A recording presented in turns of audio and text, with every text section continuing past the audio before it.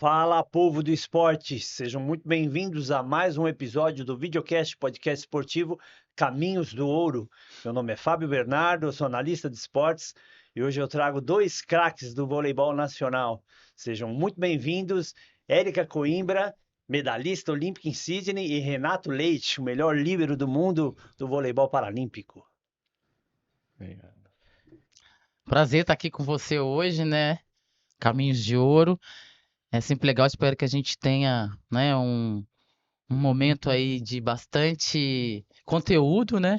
Prazer estar aqui com o Renato também, nosso líbero da Seleção Paralímpica. E é um prazer estar aqui com vocês hoje. Legal, vamos trocar bastante figurinha então. Satisfação também pelo convite, Fábio, tá aqui no podcast Caminhos do Ouro, né? Aqui no ABC, em São Caetano.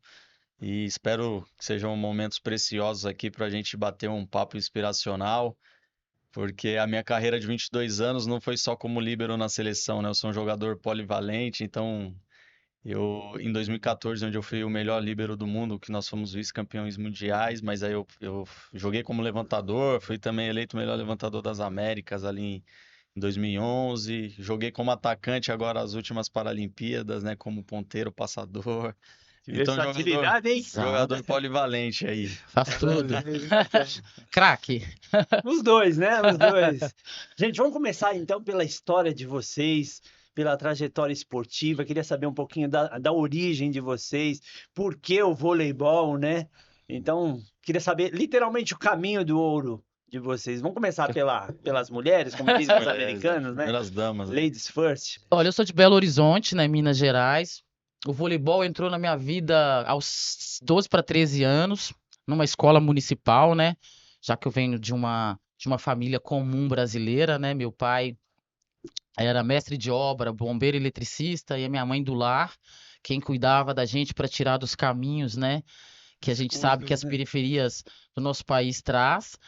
E graças a um grande amigo, que é o Carlos Renan, que é meu amigo até hoje, eu fui estudar na Escola Municipal Pedro Guerra, que fica na região de Venda Nova, em Belo Horizonte, aos Mineirinha. 12 anos.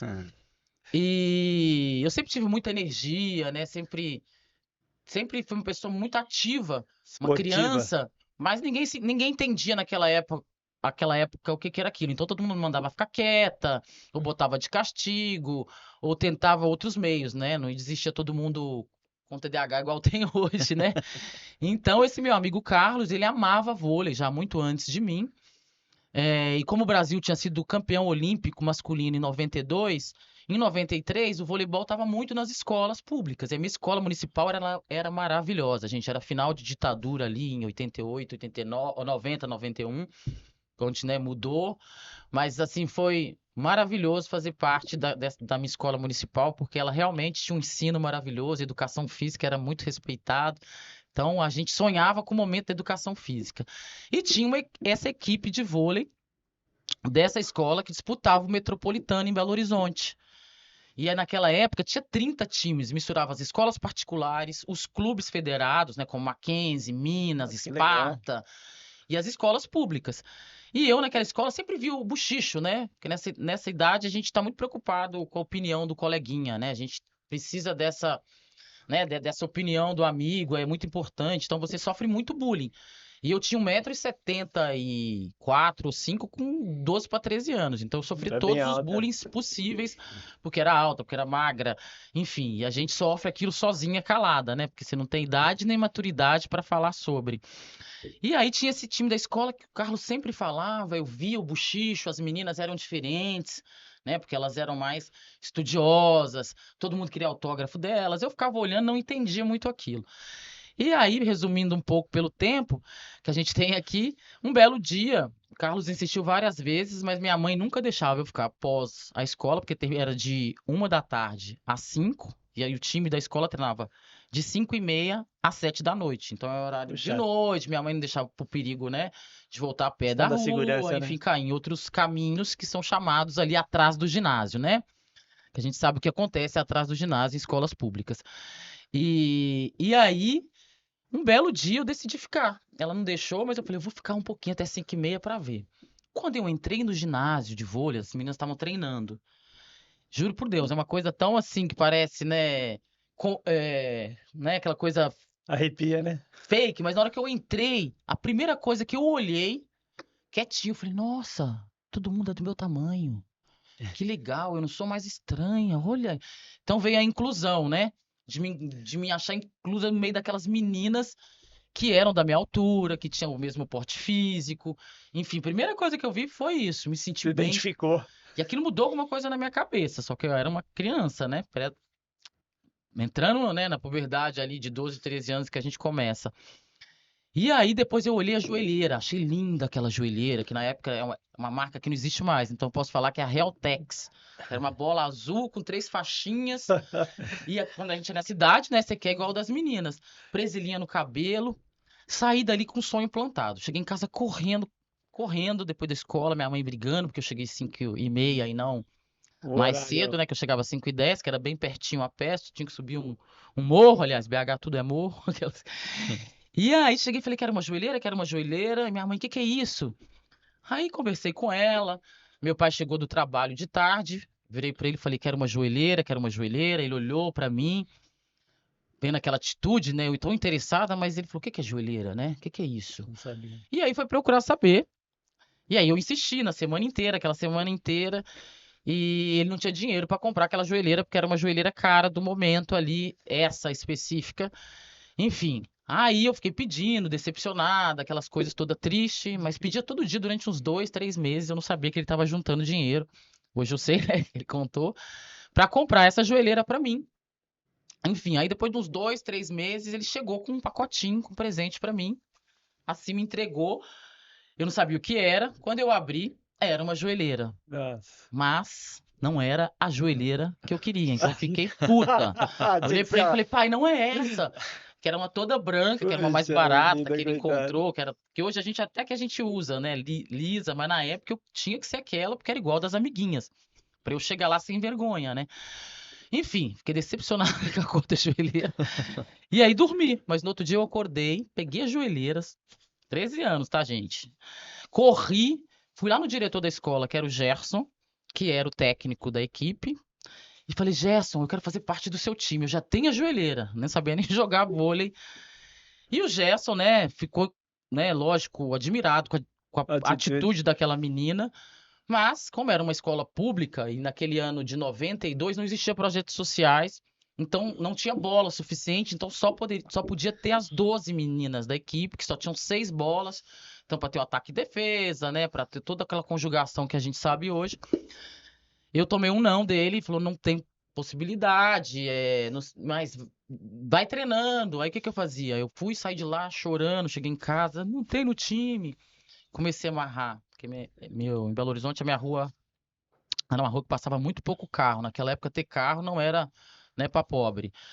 Então, eu amarrei tinha um barbante, eu amarrava ele no meu portão, no outro, e comecei a chamar a rua inteira. Aí chamava minha prima, chamava, vamos jogar vôlei. Voleibol de rua. Isso, quando você viu, já tava o bairro inteiro ali. É. E eu fui aprendendo, assim, não sabia, lógico, a movimento, que é difícil, é um Claro. esporte muito difícil de coordenação motora, enfim. Mas quando eu vi, eu tava ali, já me preparando sem saber, né? Porque eu não tinha noção que eu já tava me preparando sem saber, e usando a minha joelheira lá. E todos os dias eu ia na diretoria. E aí eu comecei a querer que a professora me visse estudando mais, porque se eu tivesse nota boa, eu achava que ele ia me dar uma chance. Então tudo eu ficava naquele empenho do vôlei por amor mesmo, não era nem que o futebol Dedicação, né? que, né, deixava rico, o voleibol nem era um esporte, né, que dava dinheiro, mas era amor porque existia uma paixão pela inclusão, pela beleza estética, por tudo aquilo que eu sofria antes de me achar muito fora do padrão e ser realmente excluída, né? Então, fiquei insistindo um belo dia, como infelizmente ainda acontece no Brasil, principalmente nas escolas públicas, uma das meninas com 14 anos, a Magda, engravidou. Puxa. Então, logicamente, ela teve o filho dela, enfim, graças a Deus, mas acabou que para ela foi o fim de um ciclo e aí abriu um outro começo de um ciclo para outras pessoas. E aí, numa dessa, eu já estava lá há muito tempo, o Sérgio, ó, o Gerson, virou e contou a história para a escola. E aí eu pensei que só eu tinha tido a atitude dessa, né? Quando chegamos lá, tinha 50 meninas no teste para Nossa uma vaga. Senhora. Eu era a única, eu tava na frente que tinha joelheira, Meu já mesmo não Deus sendo do aquela. céu, não foi E fácil, hein? aí foi um teste de tipo uns 2, 3 dias, porque tinha que dar uma passada, tudo. E eu aprendi assim muito rápido, então ele acabei passando para esse teste. E aí, em 2 meses, eu era titular dessa equipe, disputava o Metropolitano, né, da escolar. Aí foi muito meteórica, assim, porque eu era realmente muito, né, acima da média, tanto fisicamente, saltando, tecnicamente, mentalmente. E uma Então começou a mãozinha vir. pesada, né, É, que tinha, né? e aí veio as coligações, né? O Gerson, que era meu professor de educação física e técnico da equipe, diretor, fazia amistosos contra o Mackenzie Sport Clube, que é uma equipe que joga a Superliga hoje, né? Jogou a última, vai jogar esse ano novamente. Foi onde também a Gabi, que hoje é a nossa capitã da seleção de vôlei, começou. A Sheila, nossa bicampeã olímpica, a Erika Coimbra. Então, é uma escola de vôlei.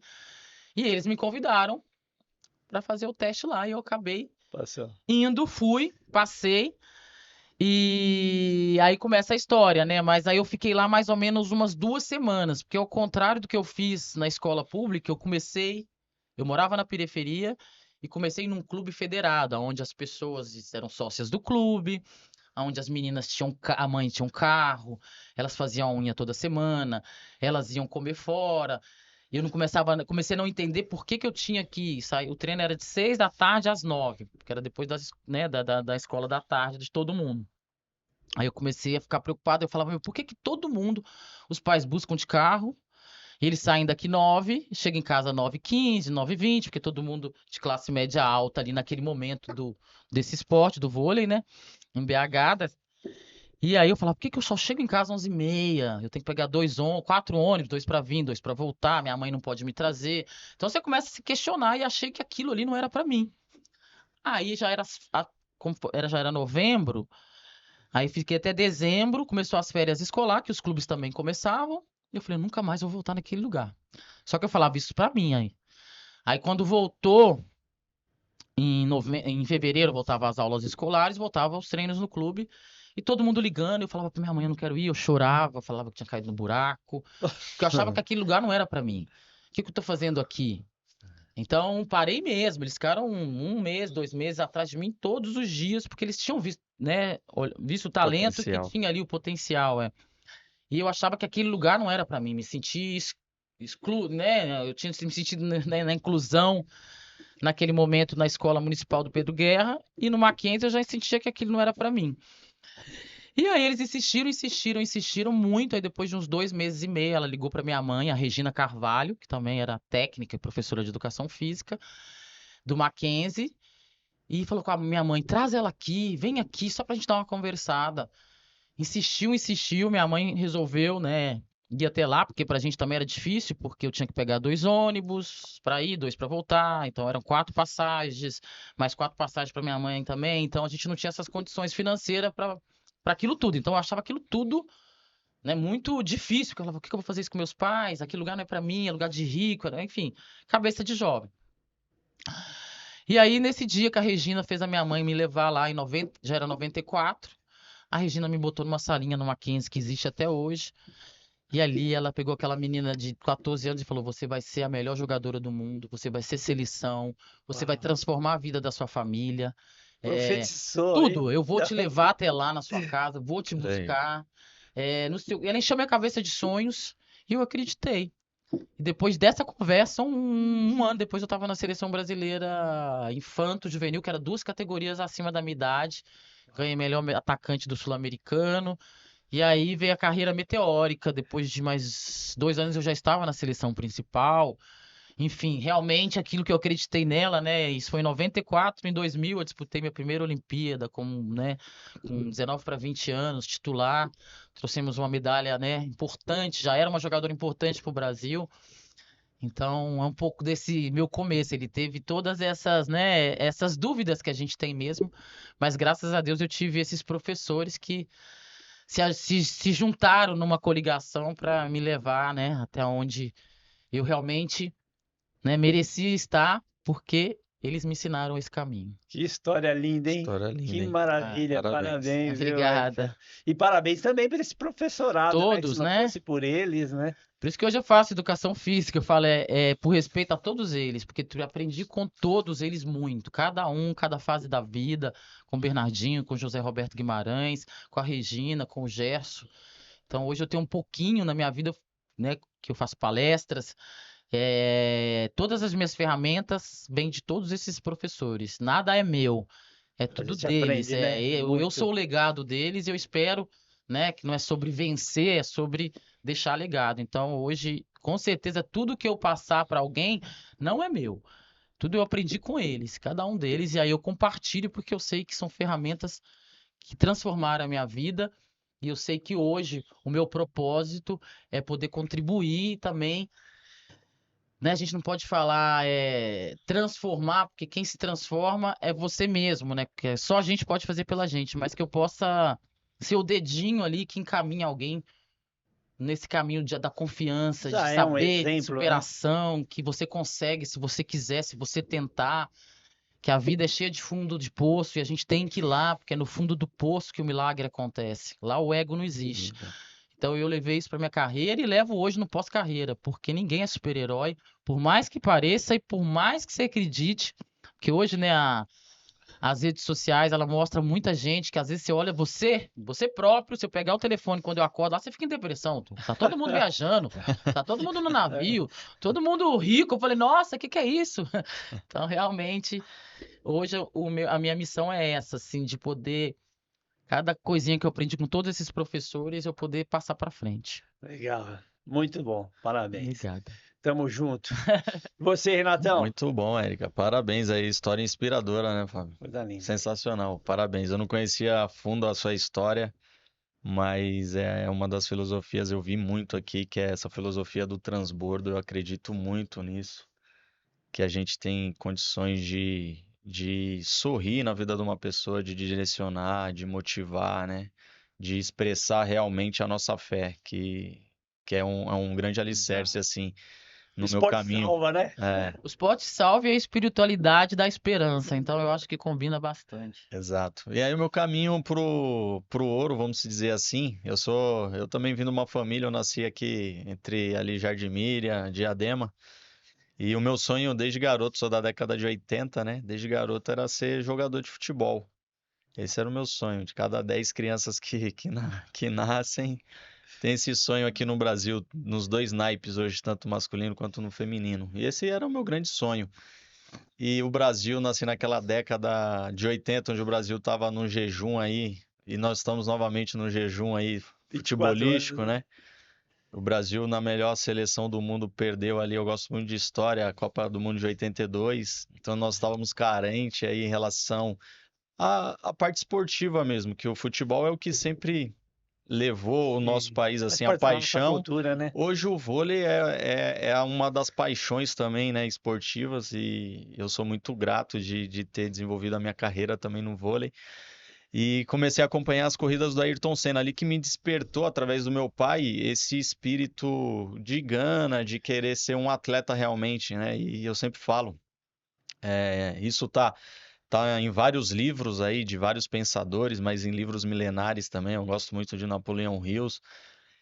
Mas está em vários livros milenares que a palavra tem muito poder e isso também, assim, a programação neurolinguística, né? Cientificamente isso é comprovado e é muito legal isso.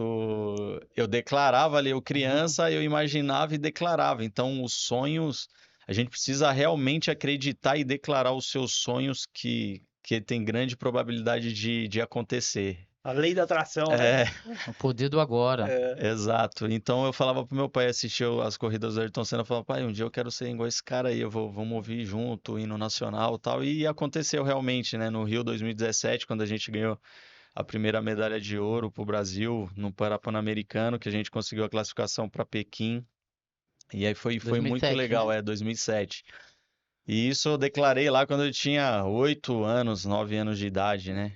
E só que o caminho ele é muito árduo, muito longo, principalmente da gente que eu nasci numa periferia de São Paulo. Os meus pais me deram tudo, graças a Deus, assim, muita educação, né? Direcionamento, falou muito de fé também para mim, mas passei muitas vontades. E por isso também que eu comecei a trabalhar jovem, né? Eu tenho muito enraizado assim também o espírito empreendedor. A minha família, eu vejo nas conversas assim, teve muito esse espírito, mas ninguém furou a bolha, né? De abrir o seu CNPJ, de empreender de uma maneira profissional como eu empreendo hoje. Então, eu sempre vendi coxinha, sorvete ali para minha avó desde os 7 anos de idade. E o meu pai, eu falo que a melhor profissão do mundo é ser vendedor, é vender, né? Não sou eu que falo isso, mas tem muitas pessoas que falam e realmente eu compactuo com essa vertente, Todo mundo vende, né, Renato? Querendo ou não, exato. tudo é Exato. negociação, tudo é conversação, né? E aí eu lembro que eu era criança, eu via meu pai, aos sábados ele me levava para trabalhar, eu via do jeito que ele atendia ali os clientes, tal, sempre com um sorriso no rosto e entregava algo mais, né? E ele sempre foi um dos melhores vendedores ali da loja. Meu pai trabalhou com instrumentos musicais e som, equipamentos de som, ele foi vendedor Legal. nesse setor. E eu comecei, cara, a trabalhar muito cedo, porque o futebol, eu comecei a ter algumas frustrações de locomoção, né? Nós que somos da década de 80, o quanto era difícil, a Erika falou, o quanto era difícil você chegar no treino, quantas vezes eu peguei ônibus lotado, indo pendurado ali no Vila Gomes, o 577T, até chegar, e era perto o treino, só que demorava mais de 1 hora, dava 5 km, mas para você andar com o ônibus lotado, com aquele trânsito maluco e pendurado ainda no ônibus. E com essas frustrações, eu falei, cara, será que o futebol é pra mim? Acho que não é, é muito difícil chegar. E aí, em 1996, ali, logo quando saiu o Cruzeiro pro Plano Real, né, um primo meu começou a trabalhar como empacotador e começou a ganhar muito dinheiro. Eu falei, cara, acho que o futebol não é pra mim, eu quero trabalhar, que eu quero conquistar minhas coisas. E o quanto é difícil o Brasil, esse meu primo começou a prosperar muito financeiramente. Eu falei pro meu pai, pai, eu quero trabalhar no supermercado. Aí meu pai falou, filho, só não para de estudar, né? Eu sei que o papai não consegue te dar tudo o que você quer, mas só não para de estudar, porque o estudo é a única coisa que ninguém vai tirar de você. E Massa. continue ainda fazendo esporte. E eu continuei fazendo esporte dentro do âmbito escolar. E nessa época eu comecei a trabalhar realmente ali. O Brasil tinha uma hiperinflação, né? E conseguiu ter aquele controle da inflação. Quantas vezes, eu não sei se a Erika passou por isso, mas eu chegava às vezes no mercado às 5 horas da manhã com a minha avó, com a minha mãe, para abrir, ficava naquela fila do supermercado quando abria às 7 ou às 8, a gente entrava correndo para fazer a compra, porque já mudava os preços. E era um evento também fazer compra, depois teve um equilíbrio da inflação, era aqueles carrinhos gigantes, né? Era uma vez por mês, você ia no supermercado a Nossa. cada 45 dias.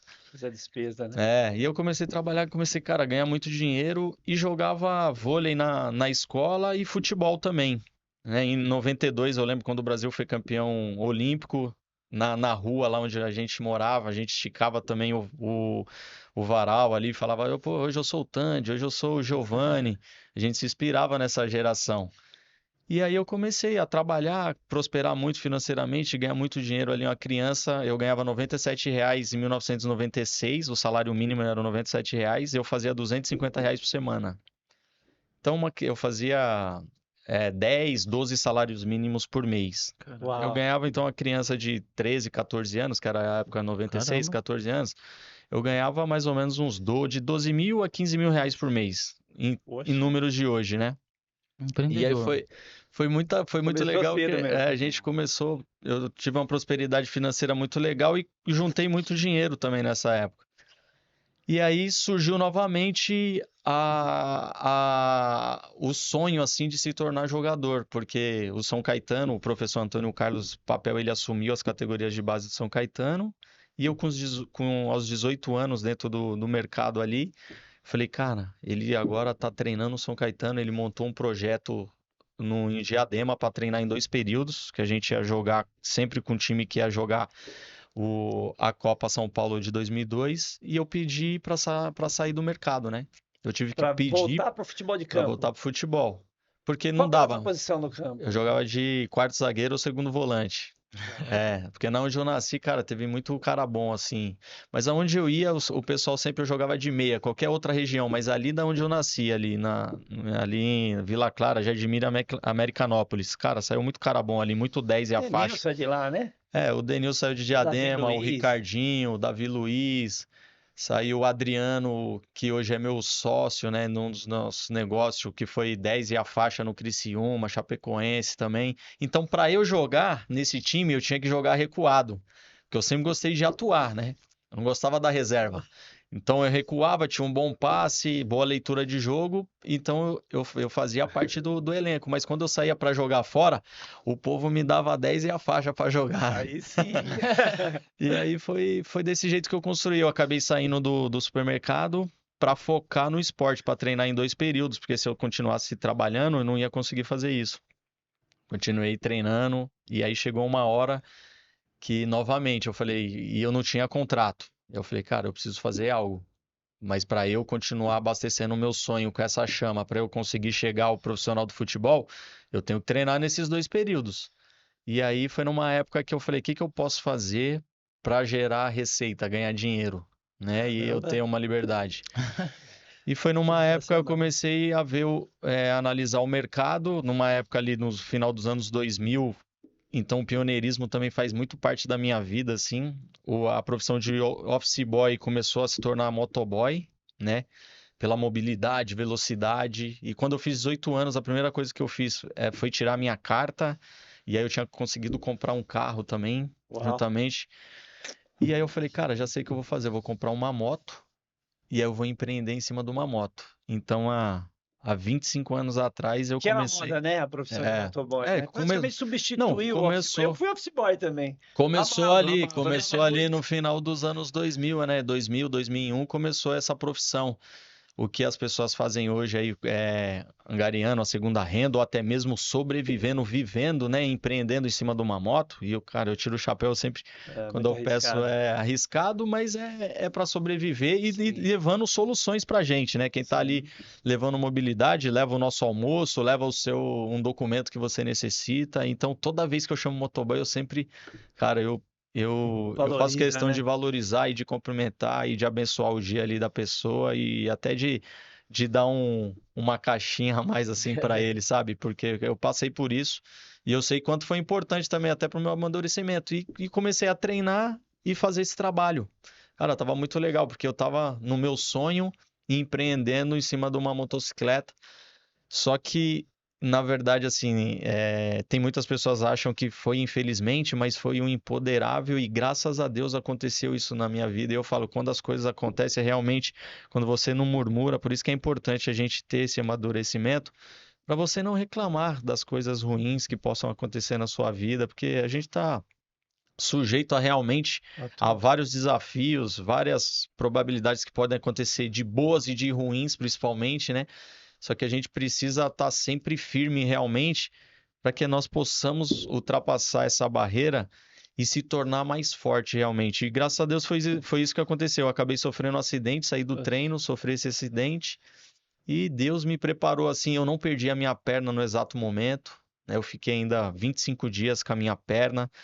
E eu lembro que eu acordei da cirurgia, eu só falei assim, não deixa, pai, não deixa amputarem a minha perna, porque eu não. Poxa. E a gente precisa muito da modelagem, a gente precisa falar das nossas histórias, desse papo, de vários papos inspiracionais assim, porque às vezes a pessoa, ela precisa ouvir uma história para ela se encorajar e falar, cara, eu vou me modelar a essa pessoa. Por que que eu não queria perder a perna no momento ali do meu acidente? Porque eu não conhecia ninguém, né? O movimento paralímpico ainda era muito, não tinha divulgação nenhuma, era um embrionário o movimento paralímpico ali no começo dos anos 2000. Você também tinha o sonho de ser jogador de futebol, Sou né? jogador Poder de ser. futebol e de perder a perna, eu falei, cara, como é que Puxa eu vou jogar, vida. né? E aí meu pai sempre falou assim, sempre vamos ter expectativa do sucesso, a fé em primeiro lugar, filho. Se Pensamento você, positivo, né? pensamento positivo, se a gente acreditar, as coisas podem acontecer. E eu falei, se eu tiver minha perna, eu vou me recuperar e vou voltar a jogar. Só que depois, aí não é bem assim, por isso que é importante também, eu falo para todas as pessoas e as pessoas que estão nos ouvindo e os telespectadores aí também, a gente precisa sempre expandir a nossa consciência, buscar conhecimento, É. porque por falta de conhecimento, A gente sofre, o povo sofre, né? Isso não sou eu que estou Exatamente. falando, isso aí está Informação é escrito há tudo, né? mais de 3.000 anos atrás. Com E, certeza. então, por falta de conhecimento, o povo perece realmente. Então, quando você vai buscando conhecimento, quando você expande a sua consciência, cara, parece que as coisas vão se encaixando, você vai tendo mais fluidez para você galgar o caminho, ultrapassar ali com bastante autoridade esse problema e ajudar outras pessoas. E foi realmente isso que aconteceu. Chegou uma pessoa que transbordou na minha vida uma informação, porque eu tinha esse medo. Falava, cara, se eu perder a perna, eu vou ficar. A imagem que eu tinha era de um senhor que tinha perdido a perna, ficava no bar o dia todo, bebendo e jogando 21. Eu falei, cara, será que é isso que vai acontecer na minha vida? Mas não é isso que eu quero. Aí chegou um cara que ele fez pós-graduação em atividade física adaptada. Ele falou, Renato, você tem todo um perfil atlético, cara. Você pode se tornar um atleta paralímpico. Ele me presenteou com uma fita cassete dos Jogos de 1996 de Atlanta. E ali a minha cabeça, o meu pensamento mudou, né? Foi onde eu fui expandindo mais a minha consciência, buscando mais conhecimento. Eu falava para meu pai comprar revistas, artigos que saíam científicos relacionados à parte de reabilitação e comecei a estudar dentro do leito do hospital e eu que solicitei a minha amputação para os médicos, né? Porque para o médico amputar a perna de um paciente, de uma pessoa, é como se fosse uma derrota. Eu estava num hospital de residente, que é o Hospital São Paulo, então era uma banca de 8 médicos, e aí eu estava com o pé necrosado, porque não irrigava. Cada dia um debridava ali meu pé. Meu Deus. E aí, depois de muito estudo e Deus também falando comigo assim, eu falei pro doutor André, que era o chefe, falei, doutor, é o seguinte, eu tô decidido, é melhor amputar a minha. E eu falei já tecnicamente, falando amputar a minha perna acima da minha fratura. Eu tenho certeza que em 48 horas eu vou estar em casa, o leito vai estar liberado para outra pessoa. E, cara, eu tô te falando isso por isso aqui, ó. Eu quero se tornar um atleta. Aí eu mostrei o videocassete para essa equipe médica. E aí os caras falaram. E eu levei esse conhecimento, porque também ninguém conhecia o movimento paralímpico ali, essa equipe, né? Alguns ainda são colegas, tenho contatos até hoje com essa equipe médica. E aí foi muito legal. E dali a minha vida mudou realmente. Eu sou prova viva que o esporte ele é uma grande ferramenta de inclusão, de reabilitação, né? Ele me reabilitou, me incluiu, ele proporcionou muitas coisas boas assim para minha vida. Então hoje eu sou Amém. pós-graduado também em atividade física adaptada. Eu fiz essa pós-graduação por conta dessa modelagem desse cara. Eu falei, cara, o que esse cara fez na minha vida, Um anjo, hein? eu quero fazer. Exato. eu quero Professor também? Não, ele é fisioterapeuta, Fisioterapeuta. Eu quero fazer na vida de outras pessoas. E hoje a rede social dá essa oportunidade pra gente, né? E aí depois eu pivotei a minha carreira e eu também vejo, hoje eu estou no mercado financeiro há mais de 15 anos. Eu fui ex-bancário, a gente fundou, eu sou cofundador de um ecossistema financeiro que é o Parabem, que é um ecossistema financeiro focado para PCD. A gente fundou também o Para Instituto, né, que é Legal, para dar cara. oportunidade aí levar a parte esportiva, educacional, incentivar que as pessoas realmente possam expandir a consciência, que eu acredito muito no poder da educação. É tudo, Então, né? é isso. E graças a Deus eu cheguei, essa minha história aí durante 22 anos, representando o nosso país como titular absoluto da seleção brasileira, pentacampeão parapan-americano, 4 medalhas em mundiais, 3 no adulto e 1 no Uau. sub-23, e 5 Paralimpíadas. Infelizmente a medalha, infelizmente não, eu falo, ficou assim, eu sou um cara altamente competitivo, eu queria ter ganho uma medalha paralímpica, mas eu acredito, ela não veio, eu dei de tudo ali na quadra, né? A gente fez de tudo, mas bateu na trave. Foram 2 quarto lugar, mas Pô, eu tenho, assim, muita gratidão realmente pela minha história, pelas pessoas que passaram na minha vida. E hoje a gente tem que utilizar, né, esses programas, a rede social também, para poder inspirar, levar informação para que mais pessoas possam se- receber essa informação e galgar um novo caminho, ultrapassar esses problemas que aparentemente que tem ali na vida de cada pessoa, entende? legal, sensacional. Sensacional, né? Vocês são exemplos, né? Daria pra ficar um podcast só ele falando, que é A gente tanta vai ter que marcar um outro inspiração, episódio aqui, porque tanta coisa que ele pode inspirar tantas pessoas, né? Que é muito bacana isso mesmo. Parabéns, viu? Pela sua Obrigado. trajetória. E segue ela, né? em outros caminhos agora. Gente, nós vamos para o primeiro quadro do nosso programa, que é o Conta Comigo. Vocês que são do voleibol, né? A criançada que quer aprender a jogar, quer aprender esse esporte. Por onde começar? É na escola, ou nos clubes sociais? Como é que funciona o voleibol hoje? Que mudou, né? Não está tão difícil como no passado, né? Que muitos de nós jogamos voleibol na rua, né? Que foram os primeiros Que eu acho que é onde todo mundo deveria começar, né? Hoje o esportes de voleibol é um rua, né? esporte, né? A nível nacional de popularidade, seríamos o segundo esporte, né? E as pessoas hoje amam. Eu acho que todo aquele esporte que você quer começar ele, como o próprio Renato contou, que, né, durante o acidente dele, né? Ele viu um vídeo e o vídeo motivou ele. Então, para você imaginar como hoje as redes sociais podem fazer os dois lados, né? Então, você primeiramente escolher, né, canais ou pessoas que te inspiram com coisas boas, que hoje quase todo mundo tem um celular ou tem o acesso ali à informação. É que a gente muitas vezes procura, né, aquela coisa fácil, errado, aquilo que dá prazer. Mas eu acho que o primeiro lugar que as pessoas devem começar, assim como ele começou, como eu comecei com a joelheira, fazendo barbante na rua, é em casa. Primeira pessoa que na vida da gente, né, que a gente tem confiança, que a gente tem o poder do agora, são os nossos professores pais, né? Ou padrastos, ou tia, quem te cria, né? Quem te A dá mãe é amor. sagrada, né? Então a primeira coisa é tentar conseguir ali, eu diria na minha percepção, para ver o todo e não a elite, né? É você conseguir uma bola A bola, né? com sua mãe, com seu tio, vai pedindo, você ganha no Natal, no aniversário, e ali você vai começar a ver vídeos. Hoje temos muitos vídeos de vôlei, levantador, o Ricardinho, que é o nosso campeão olímpico, vai lá ver o Renato, a A Érica, a Fofão. Fofão. Inclusive, mandar um beijo pra Fofa, né? Que Eu acho foi que eu que sempre brinco que esse é o primeiro indicou contato, você. é você pedir a esses primeiros professores da vida, que são seus pais, e quem te cria, né? Porque tem muito padrasto, madrasta, enfim, que são pessoas muito bacanas que vão te ajudar nesse processo. Depois, hoje, graças a Deus, né, a gente tem a lei de incentivo ao esporte. Então, muitos espaços e Bem muitas lembrado. escolas, comunidades, você tem que procurar ali, tem algum projeto de vôlei, porque às vezes o acesso não é fácil, né? Para quem tem condição, vai no seu clube, é mais fácil, você chega lá, né? Se você é de um Clube Pinheiros, Minas, esse acesso é mais fácil, mas vamos falar da massa, né? Então, hoje a gente tem vários projetos sociais, procurar, pedir o seu papai, sua mamãe, se você for, né, muito jovem ainda, com 12, 13 anos ou até menor, que eles procurem esse acesso, vá atrás do governo, que ele consegue informação, né? A gente sabe que hoje, né, a lei de incentivo ao esporte, né, ela Ajuda atinge muito, né? mais de 15 Principalmente os milhões de projetos vidas. esportivos, né? Ela transforma, né, de adolescentes e crianças. Então, tem esses projetos. E hoje, como a gente tem as redes sociais, pedir o seu pai e a sua mãe para procurar lugares que está fazendo clínicas, já que se você está num nível, né, que você quer seguir o caminho do profissional como nós. Então, a primeira coisa é você demonstrar, né, a sua vontade, porque nada cai no colo. É verdade. O que cai no colo, se preocupe, porque tudo que cai no seu colo é um pouco perigoso, né? E Nada como bem ele fácil, disse, né? ele é a prova viva, né? Nós somos a prova viva que o esporte realmente transforma. Então, para mim, começar seria a primeira coisa, né, nesse jeito simples.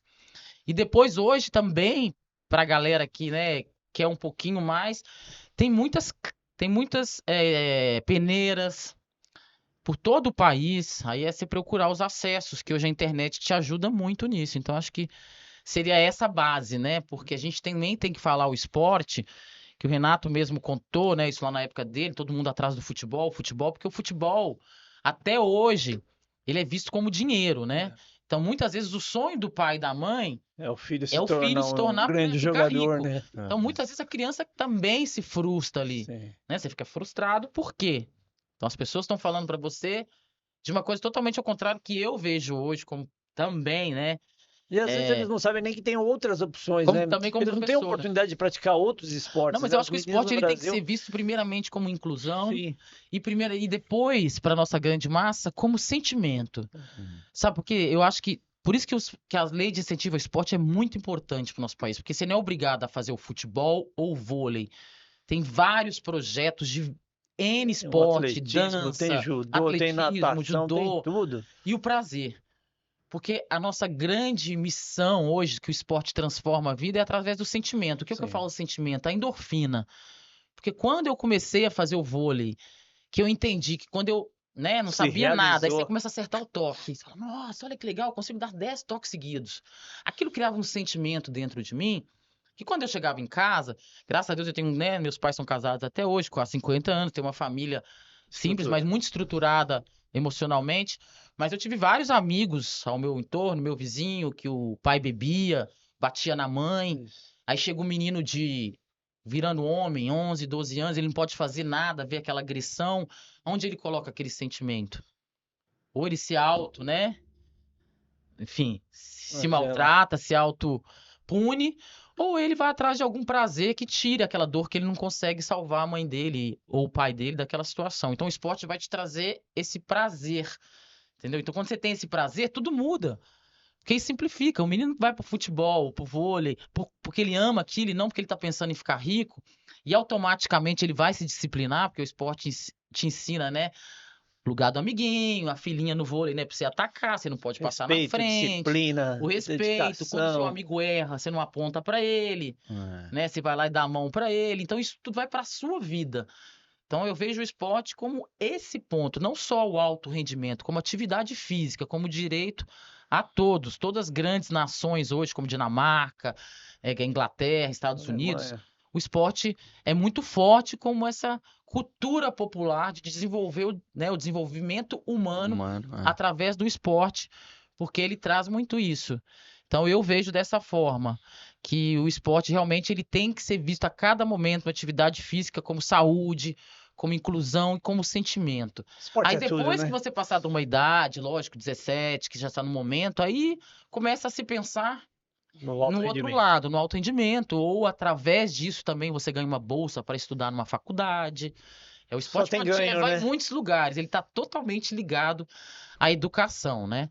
Legal. Então, a gente, quando fala, as pessoas, elas conhecem pouco da nossa história, né? sim. Mas realmente, não tem nem a ver com a sua pergunta, mas eu falo com propriedade, porque na minha casa, eu e meu irmão, a gente foi criado juntinhos, ele tem 2 anos a mais que eu, e o esporte, eu escolhi pro esporte, e meu irmão escolheu ir pra Cracolândia. Poxa, Então, eu perdi o meu irmão pra as droga há drogas. mais de 20 anos, né? Nossa, E meu eu fui pro sentimento. esporte. Então eu sempre tinha aquela curiosidade de falar com a minha mãe: Mãe, como que era você ver uma filha, me emociono sempre, indo uma filha indo pra Olimpíada e um filho indo pra Cracolândia.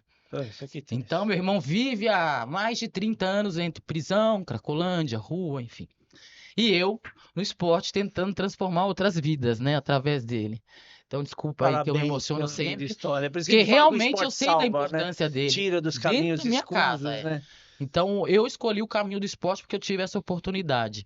Meu irmão acabou escolhendo outro mundo, né? Enfim, e se As perdeu más nele, e tá influências, nele até né? hoje, né? E eu vejo que a minha missão é muito mais importante porque eu vi como o esporte pode te levar para outro lado Com e te certeza. tirar de uma Cracolândia, de uma cadeia, sabe? De lugares que são muito escuro. E a gente não veio aqui nesse planeta para viver escuridão. A gente veio aqui para viver luz. Então eu falo com Amém. propriedade que eu luto e vou lutar sempre, dou o meu tempo pro esporte, que ninguém sabe. Às vezes, por que você faz? Eu falo, gente, eu dou muito, porque eu sei de casa mesmo, A gente quer um de ver o mundo sofrimento melhor, da né? minha E a gente mãe, do sabe meu que o pai. esporte. Porque quando você perde essa luta, você não perde o seu pai, você não perde só o seu irmão, você perde a sua mãe, porque ela vai ficar atrás de querer salvar a vida do seu irmão, seu pai, e vira um entorno atrás Sim. dessa salvação, né? Que é muito difícil de conseguir se você não tem uma estrutura. E eu fui a estrutura da família, então desde novinho eu tive minhas altas responsabilidades, graças a Deus, então eu vi isso dentro de casa. Então eu acredito no esporte que ele é um tipo de sentimento, ele salva vidas por sentir, por ser, não por Por ter. paixão também. Então, hoje a minha missão é essa e eu sempre gosto de dividir isso, porque poucas pessoas sabem. A vida da gente, hoje todo mundo olha, às vezes fala, nossa, é tudo bem. Graças a Deus, logicamente, eu construí o meu caminho, né, através de muitas coisas. Mas Amém. hoje eu Muita luta, quero né? que Deus me Ninguém fala vê, todos né? os dias quando eu acordo, vai atrás de conseguir não deixar alguém seguir o mesmo destino que o seu irmão. Se você conseguir uma pessoa, você com certeza já está aqui do meu lado no dia a dia. Então, assim que eu Sensacional. sigo. Amém. Ponto para as meninas. Muito bom, hein? Renatão, Eu aproveito o ensejo, a gente vai entrar no próximo bloco do programa, que é o Investe em Mim. Você falou do teu instituto, né? O Para-Instituto e o Parabank, né? Isso. Vamos falar um pouquinho a respeito, então, das suas instituições aí. Vamos sim. O Parabank e o Para-Instituto, ele tem um grande propósito, esse nosso negócio, né? Nosso grande propósito lá é reabilitar a vida, os sonhos e o futuro das pessoas, principalmente das pessoas com deficiência. Mas ele é um ecossistema que ele é para todos, para pessoas com deficiência e para as pessoas sem deficiência também. E lembra que eu falei assim, é muito engraçado, né? No primeiro planejamento da minha vida, eu sempre fui um cara assim as pessoas falam, Renato, parece que o seu dia tem mais de 24 horas, mas eu planejo muito o meu Determinado, né? tempo, Disciplinado. e com a disciplina e com vontade de fazer mais, né? Assim, então eu tenho muitos colegas que vivem somente do esporte. Hoje o esporte as pessoas conseguem ter um contrato ali legal, ainda mesmo sendo paralímpico, mas eu sempre quis me preparar dentro, porque eu me vejo assim, em alta performance, não só dentro do esporte, mas na minha vida também. Eu procuro ser alta performance em tudo. A gente sempre falha, não falando que eu sou altamente perfeito, né? Eu falho às vezes com a minha esposa, com a minha família, com meus filhos ali, às vezes não consigo dar o tempo que eles necessitam. 24 horas é pouco, Mas eu né? sempre tento fazer com excelência assim as coisas e vou me capacitando para isso. E eu acabei pivotando a minha carreira em 2010. Eu entrei no Itaú, porque eu coordenava uma escola de esportes, Augusto Laranja. Eu fui coordenador lá esportivo. Depois que a dona faleceu, ficou muito ruim ali a parte do colégio. Eles queriam que eu parasse de ser atleta para entrar no corpo docente. Eu falei, não, isso eu não vou fazer. E aí eu falei, cara, mas eu quero continuar trabalhando, porque eu tenho uma janela. Eu vou ficar em casa fazendo o quê? Só lendo, expandindo a minha consciência, talvez, mas eu preciso produzir nesse tempo. E aí Otimizar o tempo, né? eu tinha um ideal assim, eu falei, cara, eu vou tentar entrar num banco agora, porque eu tinha um colega que trabalhava em banco, ele era PCD, eu falei, vou tentar entrar num banco, e eu tinha um desenho, eu tinha um mapa que eu já tinha feito, porque eu visitava muitos hospitais para transformar a vida das pessoas como transformaram a minha, né, de levar informação, de falar sobre amputação, que tem outra vida, falar do movimento paralímpico. Eu fazia isso, porque a internet era escassa. E aí eu falei, agora eu entro num banco, eu tenho um projeto desenhado, a minha ideia era levar a falar sobre o movimento paralímpico nas periferias, nas escolas. Essa era a minha ideia, de ter uma grande empresa por trás para financiar isso. Só que eu acabei entrando na área de negócios internacionais do Banco Itaú. E esse molejo comercial, comecei a me destacar, né? Ligações cold call ali fria, e comecei a me destacar. E aí eu me tornei gerente de negócios internacionais e comecei a expandir minha consciência nesse segmento também. E aí eu busquei, eu fiz um curso de extensão em Comex, comecei a me desenvolver, ganhar autoridade dentro desse segmento. Depois que eu voltei das Paralimpíadas de 16, aí eu enxerguei uma oportunidade nesse mercado. Porque houve uma mudança da lei ali, da lei da repatriação. Quem tinha muito recurso fora, tinha a lei da anistia. E eu trabalhei ainda no Itaú nessa parte, e logo depois que acabou isso, eu falei, cara, eu já não estava feliz ali dentro da instituição, né? Eu falei, já sei o que eu vou fazer, eu vou pedir a conta e vou abrir a minha primeira empresa relacionada à consultoria em negócios internacionais e fazer esses meios de pagamentos. E aí foi isso que eu fiz. E ficou estacionado, porque ninguém tinha comprado essa ideia ainda lá dentro do banco, essa ideia que eu tinha. E ela ficou. E eu abri a minha empresa, comecei a empreender no mercado financeiro. Foi quando o Gelson é meu amigo, né? A gente é colega, hoje é meu amigo, irmão. Desde 2008, a gente jogou as Paralimpíadas de 2008. Nós falamos que nós somos atletas fora da curva, assim, que com a mentalidade que eu falo, todo atleta, eu falo hoje. Cara, mesmo você como atleta, mas você tem algumas horas que você precisa expandir sua consciência, já escolher o seu caminho pós-carreira. Sim. Para você já ir construindo o seu caminho, quando chegar o seu pós-carreira, já está construído. Entendeu? E você só toma a decisão e continua. E vai avançando dessa maneira. E o Gelson também é a mesma coisa. Ele se formou em administração, foi bancário, e foi na época que ele saiu também do banco, que ele se tornou sócio de uma clínica e ele viu as dores do PCD. E quando eu saí aqui fazendo a consultoria em negócios internacionais, eu falei, o caminho que eu vou seguir é o seguinte, eu vou levar a educação financeira para que o PCD pense no futuro, não só o PCD, mas as pessoas também. E vou continuar aqui com o meu projeto social, que era isso que eu queria, né? Falar sobre o movimento paralímpico. Você é da área de finanças, né? Você é formado... Eu sou formado em educação física, eu tenho pós-graduação em atividade física adaptada, Comex e agora um MBA em finanças corporativas. Uau. Top. E aí o Gelson pegou, ele tinha várias dores, ele já tinha feito um business plan do Parabank, né, que ele foi sócio de uma clínica, então ele via as dores do PCD, que não existe linha de crédito para compra do equipamento, de uma prótese, de uma cadeira de roda. Mais de 1,5 milhão de PCD é desbancarizado, e eu com esse outro desejo de levar a educação financeira, de incluir financeiramente a pessoa, para que ela pense nela no futuro. E eu já tinha feito algumas palestras dentro do Comitê Paralímpico, e eu comecei a atender a clínica dele. A gente começou a ter novamente sinergia. Éramos colegas, as ideias foram batendo. Ele falou, Renato, cara, eu tenho um business plan disso aqui, desse negócio. Eu falei, cara, faz muito sentido isso aqui, eu tenho certeza. E o nosso negócio, o Parabank, o Para-Instituto, tem muita mão de Deus, assim, que quando as pessoas ouvem essa história, todo mundo quer estar a bordo, quer incentivar. Então, hoje nós somos um ecossistema assim que nós temos, o nosso cartão de crédito é bandeirado pela Visa, é um cartão internacional. Então, a gente fez o relançamento da nossa marca e do nosso cartão nas Paralimpíadas de 2024, né? Então, hoje a nossa conta digital ela é bem completa. A gente está na construção do Marketplace, nós temos um curso que é relacionado a Dev, que é para formação de desenvolvedores de software. Então, para cada Dev hoje profissional, tem 80 vagas no mundo, né? Então, a gente quer direcionar também esse mercado, fazer com que o PCD, cara, foque ou no mercado financeiro ou na parte de tecnologia. Né? Cada um tem o seu propósito, tem assim a sua autonomia, mas eu sempre falo que a nossa vida, quem tem alguma deficiência, ela é um pouquinho mais cara do que um cidadão comum, que a gente necessita de algum equipamento para se locomover, para ter a locomoção ali, para fazer as atividades de vida diária. E é um segmento que eu sou entusiasta, que eu sou apaixonado também, tanto por tecnologia quanto por mercado financeiro hoje.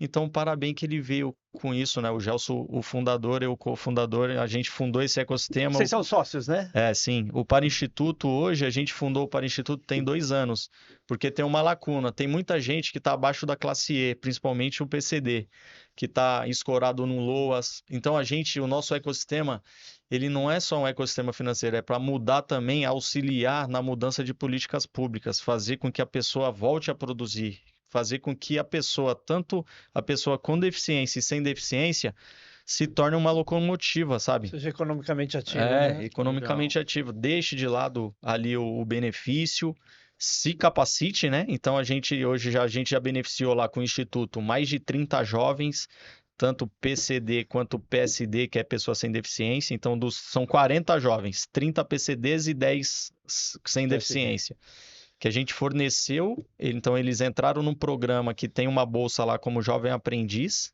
né, através do Instituto Parceiro, e a gente ainda fornece o curso de Dev. Então, tem esses 40 jovens, pode ter uma trajetória incrível, né, pela frente. Visionário. Parabéns, hein? Inovador, hein?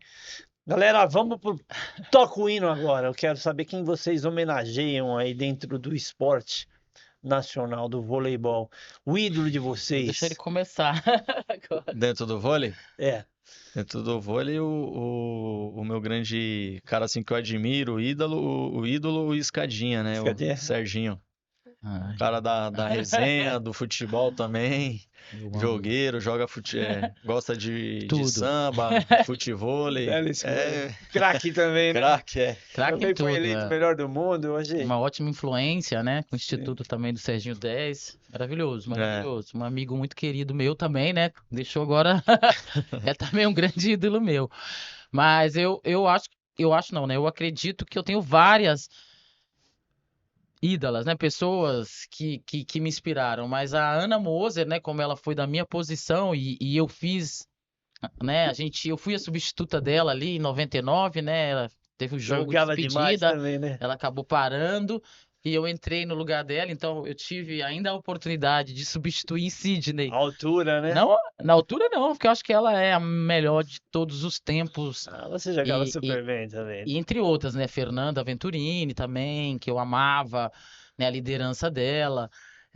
Escadinha, Giba, muitas pessoas que me inspiraram, mas a Ana, eu acho, né? Eu trabalho também, né? No Instituto eu já trabalho, né? Eu dou o meu tempo ali na Atletas pelo Brasil, que a Ana, né, é uma das, né, das pioneiras lá, Foi nossa e eu ministra, né? sigo assim Foi ainda, nossa ministra. eu sou o legado dela, né? Então eu vou aprendendo tudo com ela até hoje. Então, mesmo no pós-carreira, ela continua ali sendo uma das pessoas que eu mais observo para tentar aprender, né, cada dia mais. Sensacional. Vamos para um momento histórico agora. Que mais marcou vocês na carreira? Olha, eu acho que indiscutivelmente é ter uma medalha olímpica, né? Porque Sydney 2000, né? nós somos Austrália. 170 medalhistas olímpicos na história, né? Mas também joguei outras Olimpíadas, fiquei em quarto em Atenas e, como ele disse, né? Mas eu acho não, né? Eu tenho certeza e acredito que já está numa Olimpíada, você já está entre os melhores do mundo, né? Então, ser o quarto do mundo também, eu acho que é um título gigantesco estar numa Olimpíada.